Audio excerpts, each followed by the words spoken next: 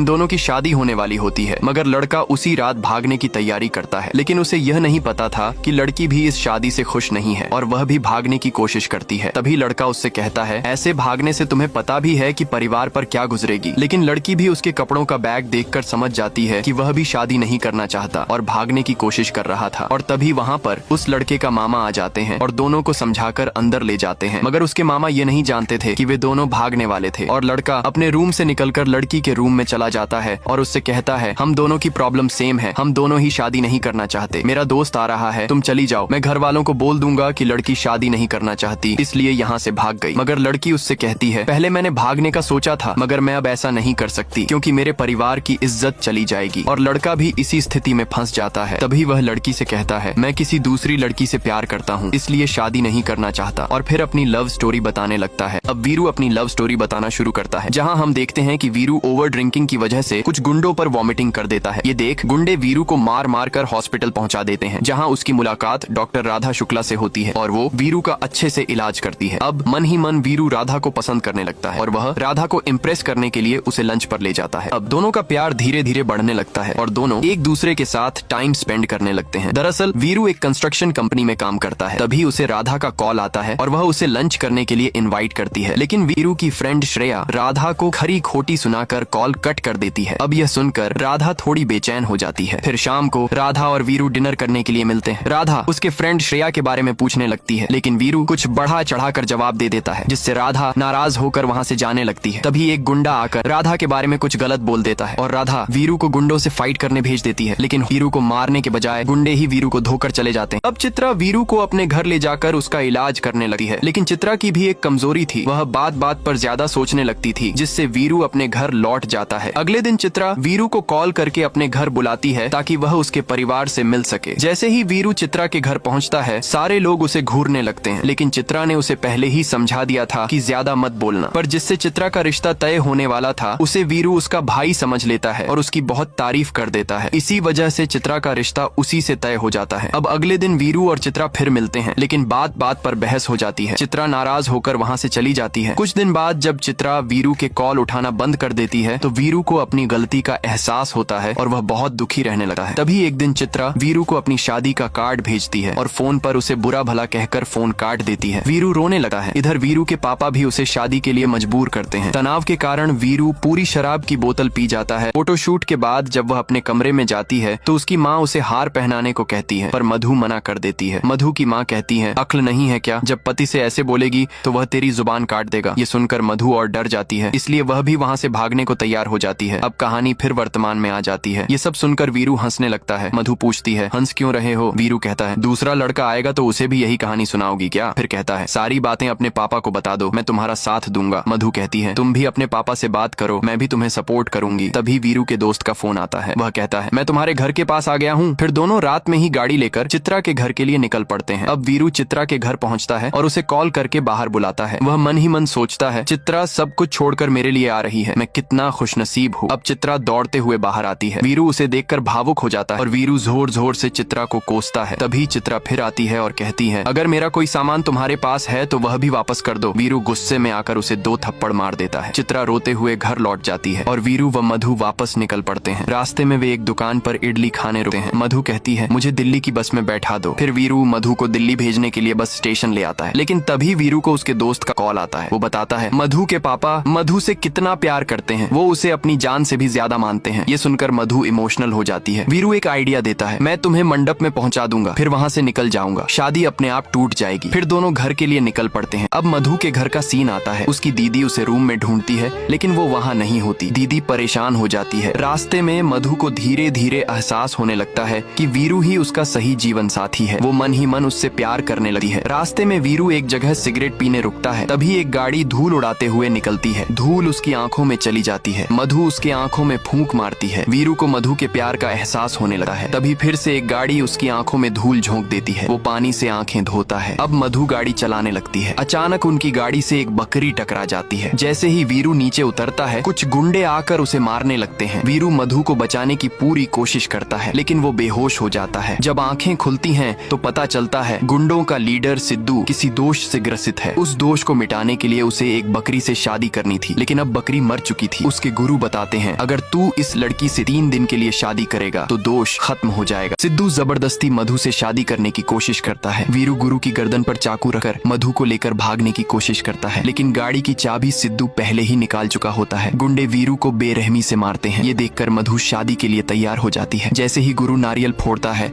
उसका एक टुकड़ा बकरी को लग जाता है और बकरी जिंदा हो जाती है। अब वीरू और मधु गाड़ी वहीं छोड़कर बस से घर के लिए निकल पड़ते हैं। घर पहुंचने पर मधु की दीदी उसे थप्पड़ मारती है। तुझे माँ बाप की इज्जत की फिक्र नहीं? वीरू सामने आता है। इसकी जबरदस्ती शादी मत कीजिए, इसे घर ले जाइए, अगर कोई पूछे तो कह देना लड़का मंडप से भाग गया। मधु की दीदी उसे उसके रूम में ले जाती है। वीरू को क्या पता था मधु उससे धीरे धीरे प्यार करने लगी है। मधु दीदी को बताती है मैं वीरू से प्यार करती हूँ, उसी से शादी करूंगी, लेकिन कभी कह नहीं पाई। अब शादी की रस्म शुरू हो जाती है। उधर वीरू को न चाहते हुए भी उसके मामा पकड़कर मंडप में बैठा देते हैं। वीरू कहता है मैं मना कर दूंगा कि मुझे ये शादी नहीं करनी, तुम टेंशन मत लो, लेकिन मधु उसका हाथ पकड़ लेती है और दोनों खुशी खुशी शादी कर लेते हैं और यहीं पर ये कहानी खत्म होती है। अगर आपको ये मूवी अच्छी लगी हो तो कमेंट में अपनी राय दें और लाइक सब्सक्राइब करना न भूलें।